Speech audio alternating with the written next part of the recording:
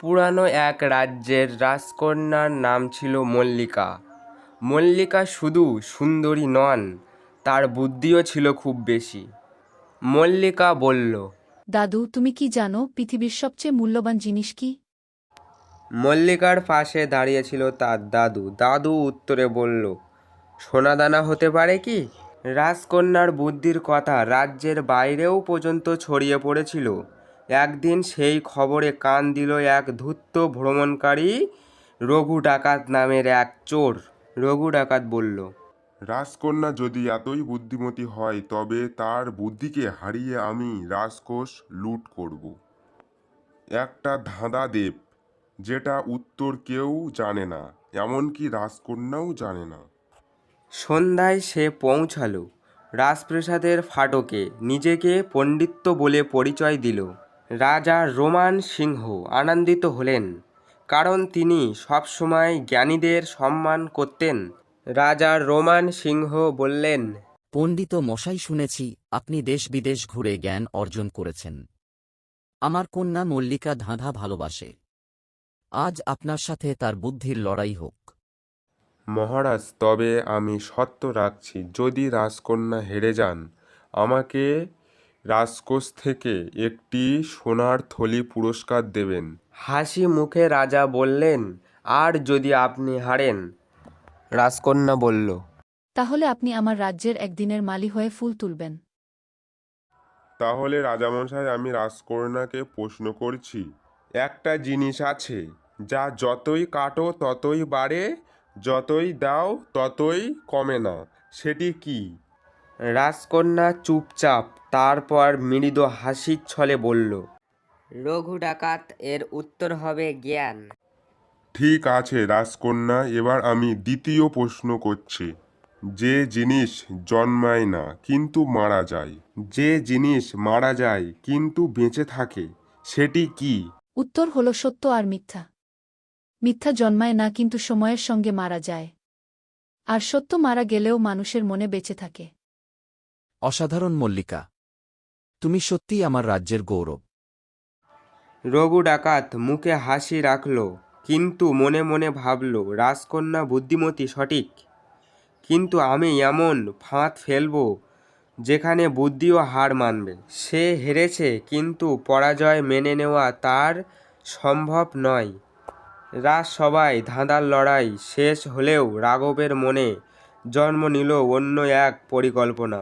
তার চোখ এখন রাজকোষের দিকে, যেখানে রাজ্যের সোনাদানা ভাণ্ডার সংরক্ষিত আছে। রঘু ডাকাত নিজের সঙ্গে ফিসফিস করে যেন কি বলছে।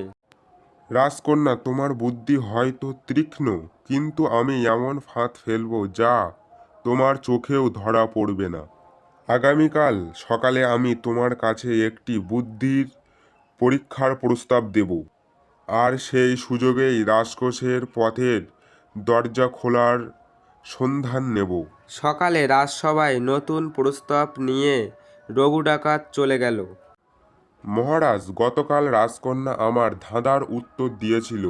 আজ আমি তাকে এক বাস্তব পরীক্ষা দিতে চাই, যা শুধুমাত্র বুদ্ধি নয়, ন্যায়বোধ পরীক্ষা নেব।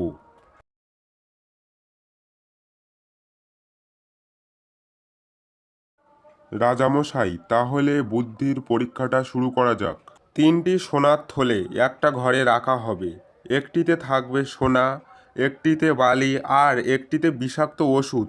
3টি থলের উপর লেখা থাকবে সোনা, বালি, বিষ। রাজকন্যাকে অনুমান করে বের করতে হবে কোন থলেতে আসলে সোনা আছে। মল্লিকার চোখে কৌতূহল। অবশ্যই আমি রাজ্যের জন্য এই চ্যালেঞ্জ গ্রহণ করছি। রঘু ডাকাতের ফাঁদ তৈরি। সে জানত রাজকন্যা যদি ভুল থলে খোলে তবে সোনা নয়, বিষাক্ত ধোঁয়া ছড়িয়ে পড়বে, আর সেই সুযোগে সে রাজকোষের চাবি চুরি করবে। মল্লিকা নিজের মনে মনে ভাবছে, হ্যাঁ, লেখা যদি ভুল হয় তবে যুক্তি দিয়ে ভাবতে হবে।